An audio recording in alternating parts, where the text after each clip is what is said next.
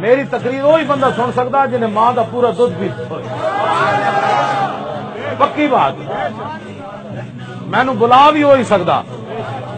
بالکل پکی بات کھا دے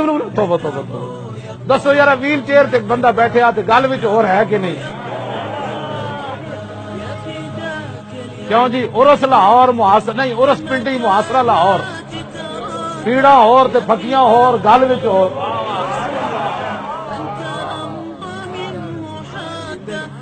کیوں جی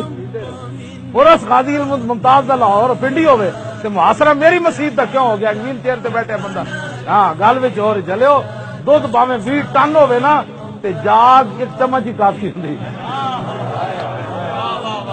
ہاں جی ہوں سمجھ آئی تو ہاں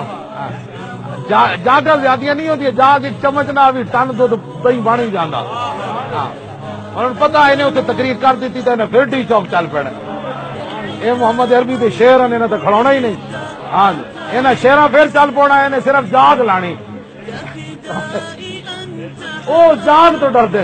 پھر محمود غزنوی آنا ہے وہ کہندا پھر حضور دے دین تخت تے آنا ہے وہ کہندا جناب پھر بادشاہ جڑے او جناب پھٹے کپڑے پاؤن گے تے پھر بادشاہاں دیاں دھیاں پیاز نہ روٹی کھان گیاں پھر 8 صوبے جو زکات واپس آ جائے گی عمر بن عبدالعزیز دیاں دھیاں پیاز نہ روٹیاں کھان گیاں عمر بن عبدالعزیز ایکو سوٹ پا کے تے بادشاہی کرے گا توبہ توبہ یہ کہندا پھر انج ہونا ہے میں کہا میں نہیں کہندا کلندر لاہوری کہندا کلندر لاہوری کہندا کہ نکل کر سہارا سے جس نے روما کی سلطنت کو الٹ دیا تھا اسلام کیسر و کسرا نو الٹا دیتا نکل کر سہارا سے جس نے روما کی سلطنت کو الٹ دیا تھا سنا ہے یہ قدسیوں سے میں نے کہ وہ شیر پھر ہوشیار ہوگا